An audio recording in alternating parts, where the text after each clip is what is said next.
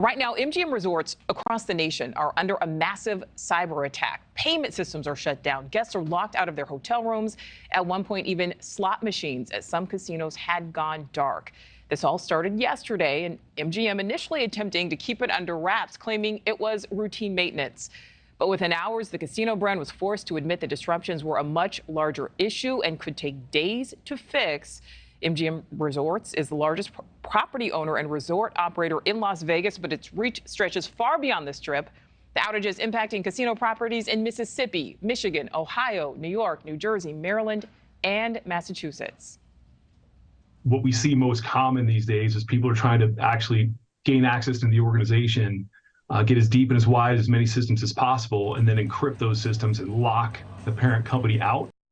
All right, so back in 2020, MGM suffered another massive data breach with the personal data of more than 10 million customers published on hacker forums. So let's bring in Jamil Jaffer, the founder and executive director of the National Security Institute. Jamil, thank you for being with us. Who or what do you think is behind this, and really what is their goal? You know, MGM is certainly no small business operation here.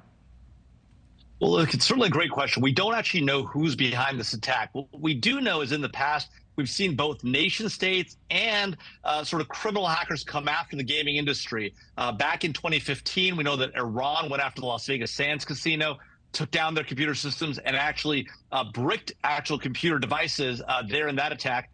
2017, we've seen additional attacks. And then, as you point out, the publication of 10 million customer identifiers from the MGM Resorts back in 2019, 2020 was an attack on this or a hack against this company in particular.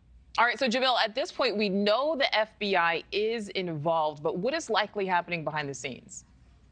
Well, certainly what we've seen MGM do is the right thing, which is they've shut their systems down as quickly as possible, try to prevent the malware from spreading across multiple systems, getting into gaming systems. We do know there were reports, we've seen reports on X and the like, that they shut down the slot machines, but it's likely that those gaming operators were not necessarily directly affected, but that they were trying to shut those down proactively to prevent whatever the malware was from crossing over from their IT systems to their OT, their operational technology or gaming systems as well. All right, so we talked about what happened in 2019, 2020. So should customers be concerned about their personal info at this point, whether they're gambling, they're staying at one of the hotels, or going to shows? I mean, there's obviously a lot of different ways information could be accessed.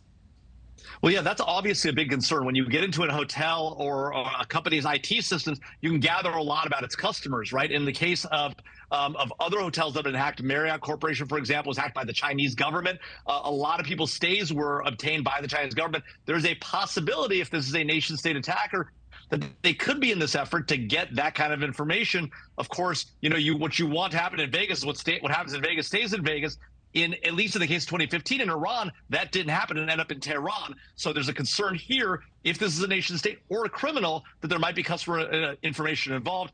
Oftentimes, they'll keep that information separate from the accounting information and the gambling information, which is also tracked by the casinos. So hard to know if the systems are connected or not. We don't really know the details yet. Yeah, we are certainly keeping an eye on all of it. All right, Jamil Jaffer, thank you so much. Thank you for watching. Go to newsnationnow.com to find NewsNation on your television provider. And don't forget to click the red subscribe button below to get more of NewsNation's fact-driven, unbiased coverage.